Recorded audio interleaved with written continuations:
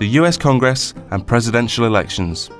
Voting, the people's chance to decide who they want to run their country and represent their interests. But how does it work in the United States of America? Across the pond, voting is quite different. Like the UK Parliament, the United States Congress has two houses, the House of Representatives and the Senate. Unlike the UK, there are public elections for both houses, and a third separate election is held to choose a president. In the US, the president is both the head of state and the head of government. In the UK, these roles are carried out separately by the monarch and the Prime Minister. The House of Representatives in the US Congress is designed to give a voice to the people of every local voting region of America. Members of the House of Representatives stand for re-election every 2 years. Each state is split into districts, and each district votes for one representative. The number of districts depends on the population of each state. For example, California, the most populous state, is split into 53 districts, so has 53 representatives. But Alaska, which is huge but has a really small population, only has one district and therefore only one representative in the House. Like the UK House of Commons, the election system is first past the post, so the candidate with the most votes in each district wins a seat in the House of Representatives. The party that wins a majority of seats in the House takes control. The ideal situation for a president is that the House is controlled by their own party.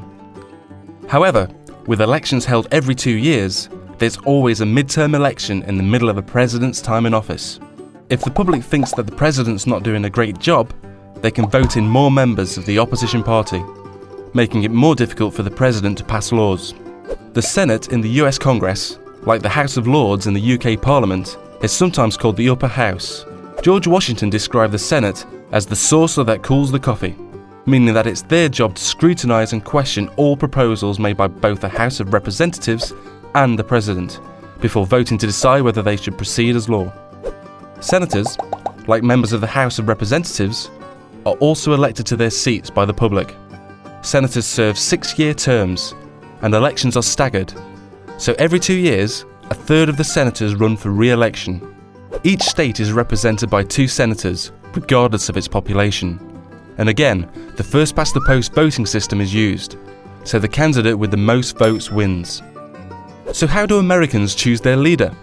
Well, presidential elections take place every 4 years. The 2 main parties, the Democrats and the Republicans, host big get-togethers where they choose their presidential candidate, the person they think will be the best leader for the nation. The winning candidate then chooses their vice presidential candidate, also known as their running mate, to help support the campaign. Presidential candidates usually choose someone with different areas of skill or knowledge, so they present voters with the best package. Together, they're known as a ticket. Presidential candidates from both parties then start out on massive election campaigns to gain as much voter support as possible. They travel across the country and hold great big campaign rallies where they set out their policies and their ideas for the whole country.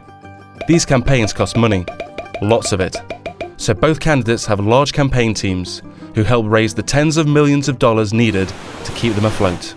When it comes to election day, the public go to the polls to vote for one presidential ticket. So far, so easy. However, the public don't vote directly for their choice of president. Instead, a system called the Electoral College is used. Each state is allocated a number of electors that will make the final choice. A state has the same number of electors as it does senators and representatives. In most states, all the electors will vote for the presidential ticket which received the most support in the public vote. Finally, the presidential ticket with the most Electoral College votes becomes President and Vice President of the United States of America. So that's how things work in the US. A democracy like the UK, but on a much larger scale.